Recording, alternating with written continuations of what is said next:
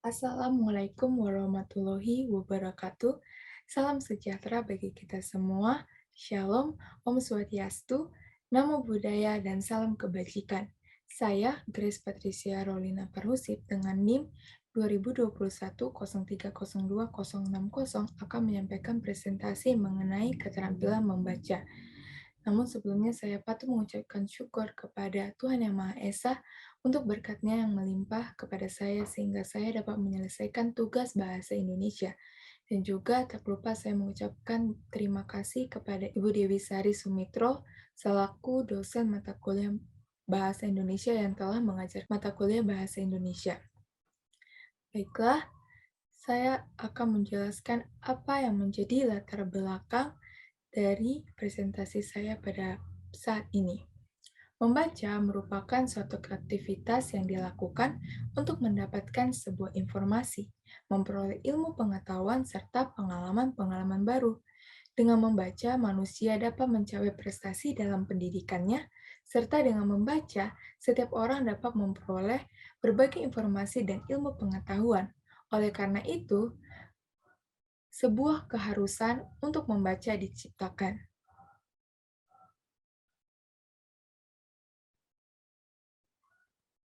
Di dalam presentasi ini saya akan membahas ada 7 hal. Yang pertama, pengertian membaca. Lalu yang kedua, jenis-jenis membaca. Yang ketiga, tujuan membaca. Yang keempat, fungsi dan manfaat keterampilan membaca. Yang kelima, keterampilan membaca. Yang keenam, faktor-faktor ketidakmampuan mahasiswa dalam keterampilan membaca. Dan yang ketujuh adalah teknik-teknik keterampilan membaca. Tujuan dari presentasi ini yang pertama adalah untuk menyelesaikan tugas bahasa Indonesia, yang kedua untuk menganalisis kesulitan dalam memahami bahan bacaan ilmiah, dan yang ketiga adalah meneliti teknik-teknik keterampilan yang dapat diadaptasi sebagai mahasiswa. Manfaatnya adalah yang pertama memahami dan mengetahui teknik membaca, yang kedua untuk memudahkan mahasiswa dan membantu mahasiswa dalam proses pembelajaran melalui membaca. Saya akan menjelaskan apa yang menjadi pengertian membaca. Membaca merupakan kegiatan melihat tulisan, bacaan, dan proses memahami dan memperoleh pesan dan informasi yang hendak disampaikan oleh penulis melalui media kata-kata atau bahasa tulis dengan bersuara atau di dalam hati.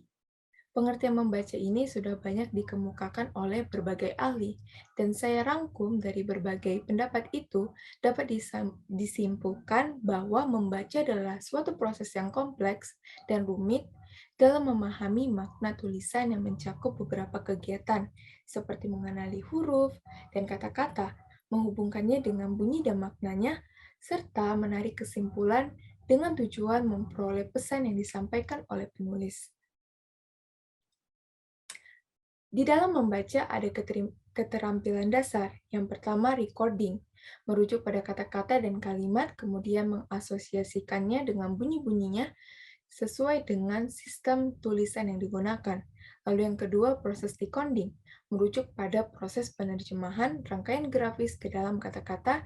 Dan yang terakhir, meaning merupakan proses memahami makna yang berlangsung dari tingkat pemahaman, pemahaman interpretif, kreatif, dan evaluatif. Ada 4 tahapan dalam proses membaca. Yang pertama adalah persepsi. Persepsi adalah kemampuan untuk membaca kata sebagai kesatuan yang berarti. Lalu yang kedua, pemahaman. Pemahaman adalah kemampuan untuk membuat kata-kata penulis menimbulkan pikiran-pikiran yang berguna yang terbaca di dalam konteks. Lalu, yang ketiga adalah rekasi, adalah tindakan yang memerlukan pertimbangan dengan apa yang dikatakan oleh penulis.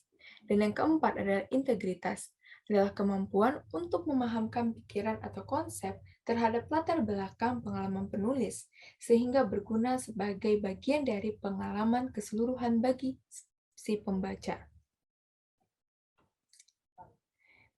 Kegiatan membaca itu ada berbagai jenis. Kalau berdasarkan segi jenjangnya dibagi menjadi 2. Yang pertama adalah membaca permulaan. Membaca permulaan itu kegiatan yang mampu melafalkan huruf dengan benar dan memperoleh informasi. Ini sama halnya dengan kita saat pertama kali belajar membaca, sehingga apapun yang ada di dalam buku kita dapat mengerti apa yang dimaksudkan oleh kata-kata tersebut. Lalu yang berikutnya adalah membaca lanjut. Membaca lanjut adalah keterampilan membaca yang dapat dilakukan apabila pembaca sudah bisa membaca teknik atau membaca permulaan. Ini maksudnya setelah kita bisa membaca permulaan atau memahami kata-kata yang kita baca, kita dapat memahami isi dari bahan bacaan atau isi dari buku. Kalau berdasarkan segi pelaksanaannya, membaca itu dibagi menjadi dua. Yang pertama itu membaca nyaring, lalu yang kedua adalah membaca dalam hati atau membaca sunyi. Membaca nyaring sendiri dibagi menjadi dua bagian. Yang pertama, membaca teknik. Membaca teknik mementingkan kebenaran pelafalan serta meningkatkan tingkat pemahaman pembaca terhadap materi-materi ilmiah. Sedangkan membaca estetik itu hanya berorientasi pada ketajaman perasaan, menikmati keindahan karya sastra. Itu seperti contohnya saat kita membacakan puisi, membaca cerpen, dongeng, drama, bahkan juga terjemahan kitab suci.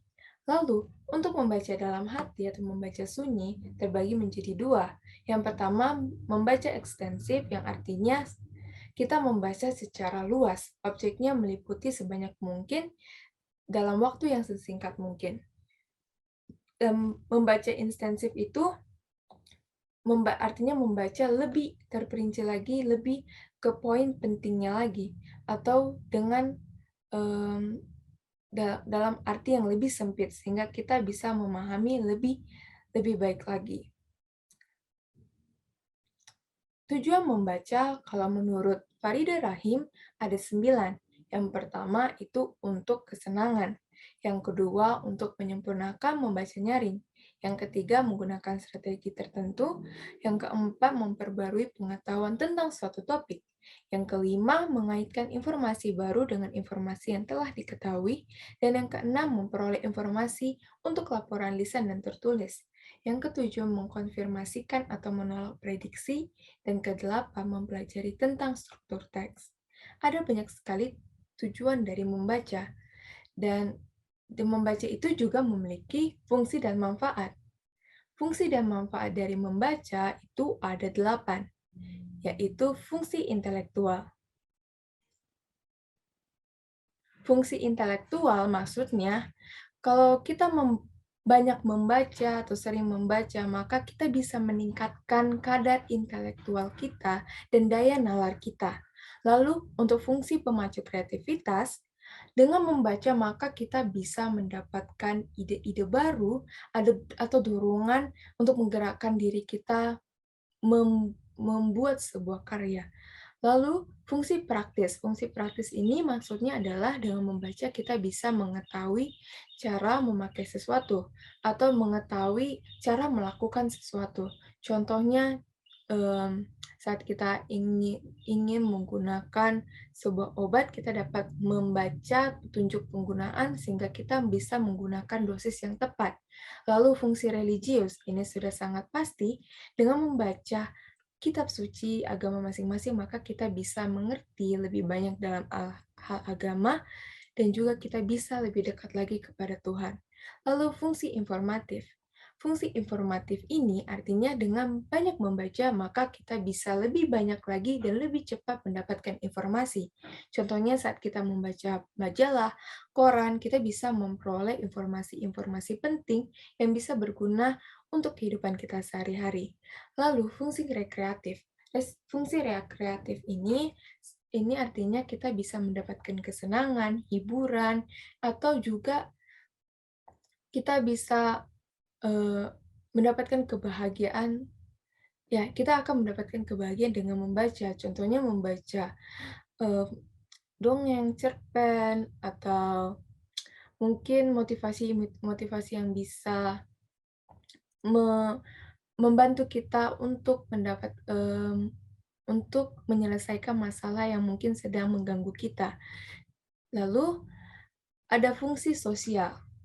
Fungsi sosial ini artinya saat kita membacakan dengan teknik membaca lisan. Dan saat kita membacanya dengan baik, maka orang bisa mendapatkan langsung manfaat itu dengan mengerti apa yang kita baca. Lalu pembunuh sepi. Pembunuh sepi ini maksudnya kita bisa mengisi waktu luang kita dengan hal yang berguna, yaitu dengan membaca. Lalu yang berikutnya, apa yang menjadi manfaat membaca?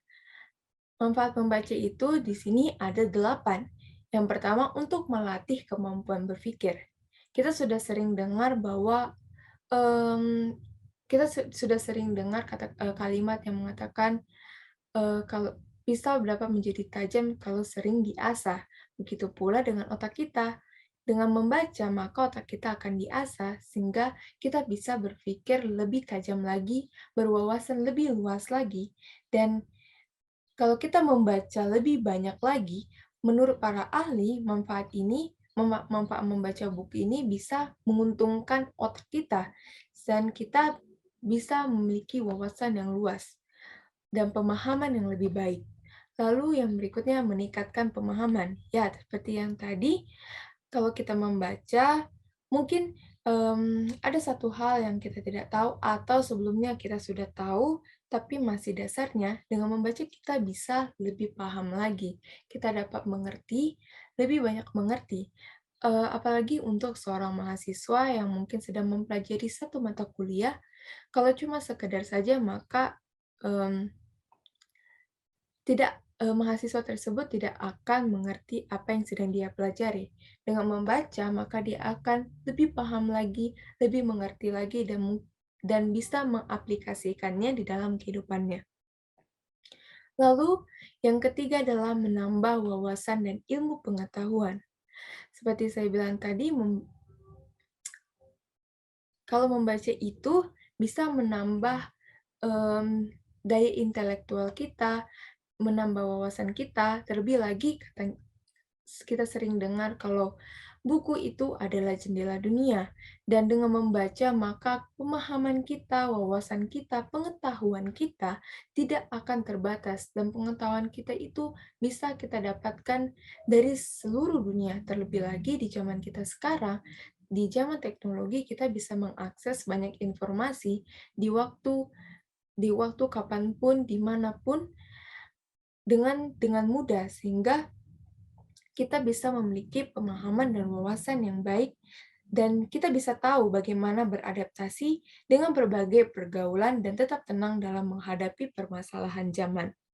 Lalu yang berikutnya adalah untuk mengasah kemampuan menulis. Ini artinya kita bisa me mencontoh gaya menulis dari penulis buku yang kita sedang baca, atau kita bisa mendapatkan ide-ide baru dari buku yang kita baca. Lalu yang berikutnya mendukung kemampuan berbicara di depan umum. Dengan membaca, maka kita akan memiliki wawasan dan ilmu pengetahuan yang luas. Dan juga dengan membaca, kita bisa memperkaya kosakata kita dan memperkuat kata-kata kita. Dengan begitu, dengan wawasan yang luas, ilmu pengetahuan yang baik, dan kosakata yang banyak, maka kita memiliki kepercayaan diri untuk berbicara di depan umum. Lalu meningkatkan konsentrasi. Orang yang suka membaca akan memiliki otak yang lebih fokus. Ini juga bisa mengembangkan objektivitas dan keterampilan pengambilan keputusan. Lalu yang berikutnya adalah menjauhkan risiko penyakit Alzheimer. Penyakit Alzheimer ini, seperti yang kita ketahui, bahwa seseorang seseorang yang menderita penyakit ini bisa mengalami lupa ingatan terhadap masa-masa tertentu atau secara keseluruhan. Dan cara untuk mencegahnya adalah kita harus melatih otak kita, dan cara untuk melatih otak kita itu seperti kita harus bermain teka-teki, puzzle, dan juga dengan membaca. Sehingga membaca ini bisa mencegah, mencegah otak kita dari penyakit Alzheimer. Dan, menurut peneliti aktivitas membaca ini memang merangsang sel-sel otak kita untuk mengikat dan untuk terus tumbuh. Lalu yang terakhir adalah sebagai sarana refleksi dan pengembangan diri. Buku-buku banyak yang diterbitkan dari orang-orang hebat yang sukses dan juga dari motivator, sehingga dengan membaca buku-buku mereka mungkin kita bisa mendapatkan ide, motivasi, dan juga dorongan, ya motivasi dan dorongan supaya kita menjadi lebih baik lagi untuk mengembangkan diri kita menjadi lebih baik. Oke.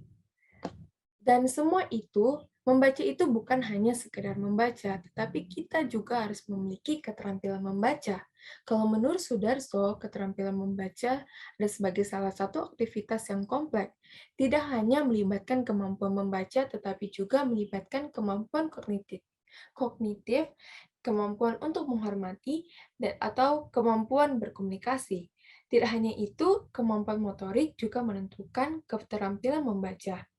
Dalam membaca, kita harus untuk meningkatkan keterampilan membaca, kita harus mengetahui apa hal-hal yang keliru, pandangan-pandangan keliru mengenai membaca. Contohnya, setiap kata harus dipahami dan dibaca.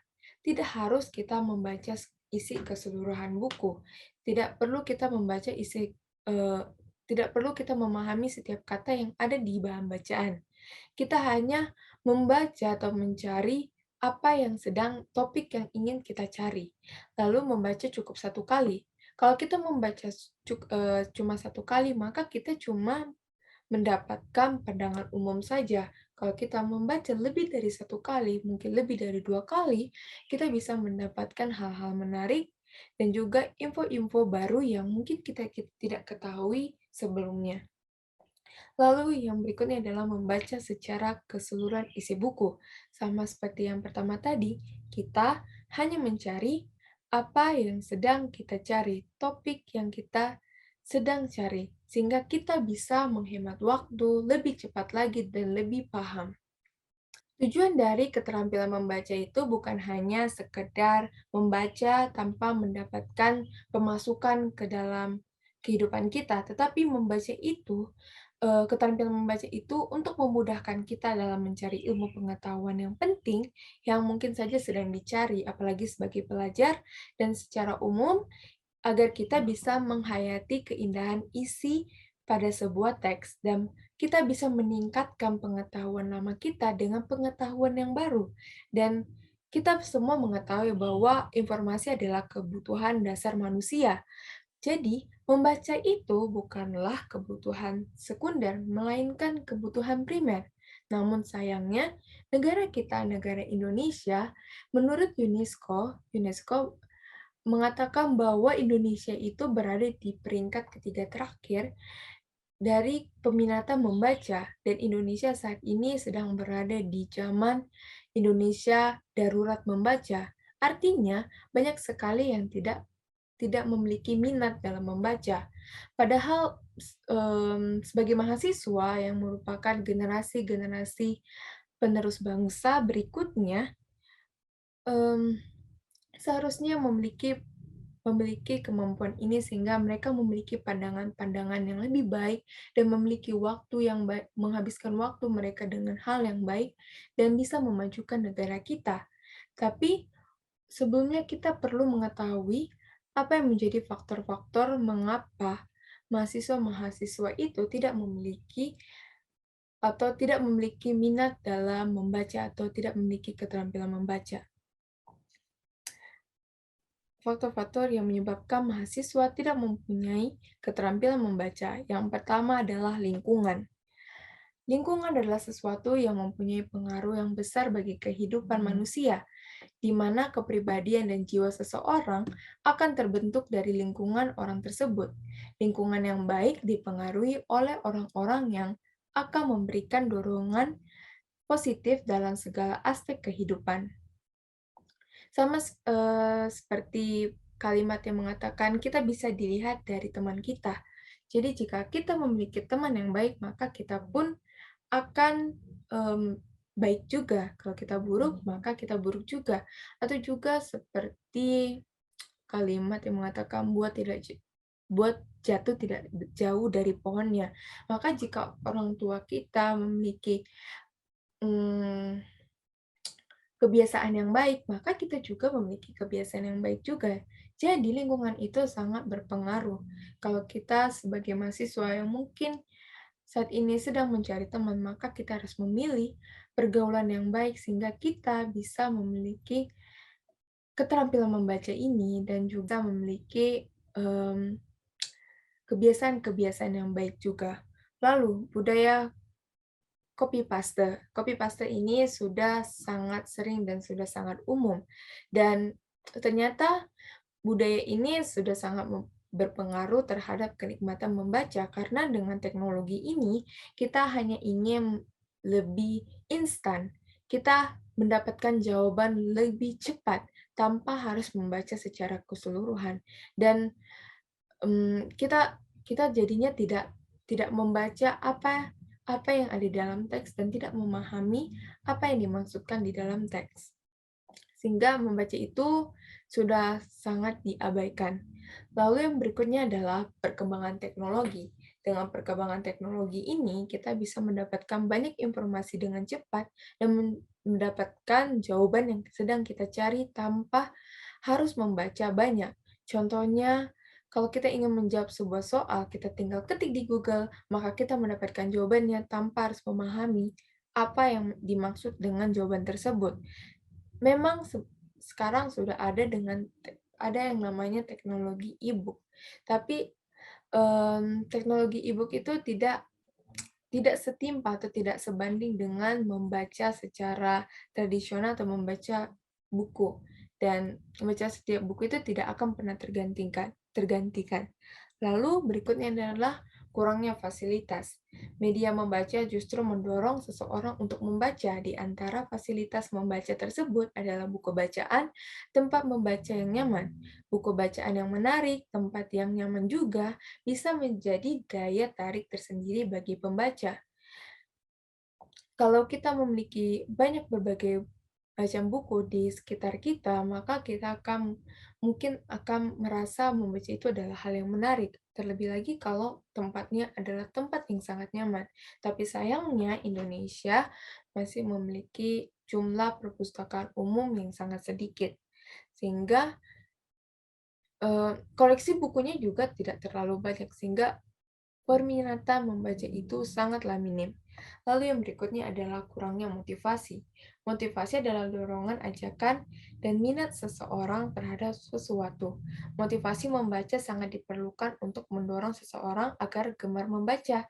Jika seseorang sudah mengetahui dan memahami manfaat membaca, maka mereka akan menyadari betapa pentingnya membaca itu dan mereka akan memiliki kecintaannya terhadap kegiatan membaca.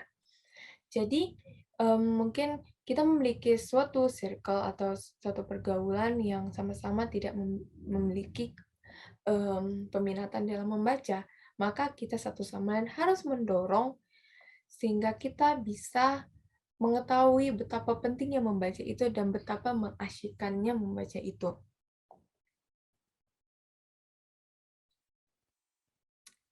Di dalam keterampilan membaca, ada berbagai teknik-teknik yang harus kita ketahui sehingga kita dapat mengaplikasikannya dalam kehidupan kita. Dan teknik-teknik keterampilan membaca itu ada 3. Yang pertama, skimming, scanning, dan selecting. Skimming sendiri merupakan teknik membaca dengan mengambil intisari atau ide pokok tentang suatu hal. Keahlian untuk memahami konteks akan suatu paragraf secara keseluruhan membutuhkan keterampilan khusus yang disebut dengan skimming. Umumnya, keterampilan ini dimulai dengan membaca suatu teks secara sepotong, yang di mana potongan tersebut merupakan awal dan akhir kalimat pada setiap paragraf. Lalu yang berikutnya adalah scanning. Scanning merupakan teknik membaca cepat dan teliti. Jenis teknik membaca ini bertujuan untuk memperoleh fakta atau informasi tertentu. Tekniknya adalah membaca dengan cepat dengan cara meloncat-loncat pada bagian yang dirasa penting. Selain itu, harus melibatkan daya kemampuan berimajinasi sehingga pembaca tetap dalam kondisi memahami isi bacaan, dan membaca scanning itu tidak diminta wajib untuk membaca seluruh kata atau kalimat. Cukup hanya kata kunci pentingnya saja yang menjadi perhatian. Lalu yang berikutnya adalah selecting. Selecting ini biasanya disebut juga sebagai teknik baca pilih. Teknik ini cukup terbilang sangat mengutamakan kebutuhan. Artinya, kita hanya membaca apa yang menjadi kebutuhan kita, apa yang sedang kita cari. Dan sehingga kegiatan membaca pun dapat lebih cepat lagi. Untuk teknik skimming ini, ada empat cara untuk melakukannya. Yang pertama, kita membaca judul, subjudul, dan subheading. Itu artinya kita dengan membaca judul dan subheading itu, kita bisa mengetahui apa topik pembicaraan di dalam teks tersebut. Lalu, memperhatikan ilustrasi, gambar, atau foto yang tertera di dalam bacaan tersebut, sehingga kita bisa mendapatkan informasi lebih lanjut tentang topik tersebut tanpa harus membaca isi isi bacaan secara keseluruhan. Lalu, membaca kalimat awal dan akhir di setiap paragraf. Karena biasanya ide pokok berada di, mmm, di awal dan akhir, maka dengan membaca kalimat awal dan akhir, kita bisa mengetahui apa yang menjadi topik pembicaraan. Lalu kita tidak perlu baca kata kata per kata, biarlah kita melakukan skimming di kulit luar sebuah teks. Kita harus mencari kata kunci atau keyword-nya, dan kemudian kita lanjutkan dengan berpikir mengenai arti teks tersebut. Tujuan dari skimming ini bukan hanya sekedar menyapu halaman, dan sebenarnya pengertiannya adalah suatu keterampilan membaca yang diatur secara sistematis untuk mendapatkan hasil yang efisien. Dan teknik skimming ini memiliki tujuan yaitu untuk mengenali topik bacaan atau mengenali hipnosis. Kita bisa mengetahui opini orang lain atau opini sang penulis atau juga yang berada di kesimpulan.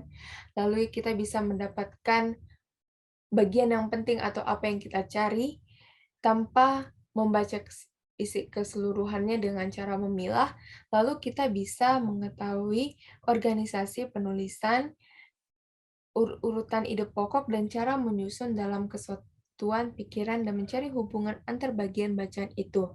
Atau kita disebut juga dengan melakukan survei terhadap bacaan tersebut. Lalu kita bisa mendapatkan penyegaran yang pernah kita baca. Mungkin saat kita ingin mempersiapkan ujian atau menyampaikan presentasi, kita bisa ulang sehingga kita lebih paham lagi dan lebih siap lagi untuk ujian atau melakukan presentasi. Lalu berikutnya teknik scanning atau memindai. Tekniknya adalah membaca cepat dengan cara meloncat-loncat pada bagian yang penting. Dan kita diperlukan untuk memiliki imajinasi dan kita harus memahami apa isi bacaan tersebut. Dan langkah-langkah melakukan scanning ini, yang pertama kita menggerakkan mata kita seperti anak panah langsung meluncur ke bawah menemukan informasi yang ditetapkan. Kemudian setelah kita temukan, kecepatan kita diperlambat sehingga kita bisa memahami dan menemukan keterangan lengkap dari informasi yang kita cari. Setelah itu, kita dituntut memiliki pemahaman yang baik berkaitan dengan karakteristik yang dibaca. Lalu yang berikutnya adalah teknik selecting. Teknik selecting ini biasanya dilakukan sebelum kita membaca buku atau melakukan kegiatan membaca. Kita memilah buku apa yang akan kita baca untuk menjawab pertanyaan kita atau untuk mencari jawaban dari apa yang sedang kita cari. Dan selecting ini biasanya digunakan orang untuk mengembangkan tulisannya hingga menjadi menarik. Dan dalam mengembangkan tulisan dibutuhkan setidaknya banyak monitoring berita yang memuat informasi yang sama dengan yang ingin si penulis kembangkan.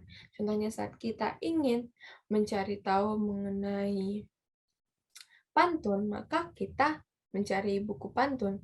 Kita akan membaca hipnosisnya, kita bisa melihat daftar isinya, kita memilih atau melakukan selecting, dan kita tahu buku mana yang akan kita pakai. Jadi, Sebagai kesimpulan, membaca adalah kegiatan yang sangat penting dan sangat bermanfaat. Oleh karena itu, membaca disebut juga sebagai jendela dunia. Selain bermanfaat di bidang akademik, ada banyak manfaat lain yang bisa kita terima. Sayangnya, minat membaca di Indonesia sangatlah minim, dan perlu kita sadari kemerosotan ini agar negara kita memiliki masa depan yang baik. Banyak cara yang bisa kita lakukan agar dapat menikmati kegiatan membaca, agar tidak sekedar membaca, melainkan kita bisa memahami dan kita bisa mendapatkan output atau mmm, mendapatkan kesimpulan dari yang kita baca untuk kehidupan kita sehari-hari.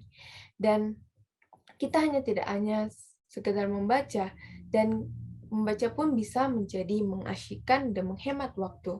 Dan teknik supaya kita bisa melakukan kegiatan membaca itu, kita harus mengetahui teknik skimming, scanning, dan selecting. Terlebih lagi mahasiswa, alangkah baiknya kita bisa memahami teknik ini dalam pembelajaran, dan sehingga mengerjakan tugas bisa lebih baik lagi, lebih cepat memahami apa yang sedang dipelajari atau dianalisa. Demikianlah presentasi yang saya bawakan. Sekian dan terima kasih. Jika ada kesalahan kata-kata yang saya ucapkan atau pernyataan yang saya berikan, mohon dimaafkan.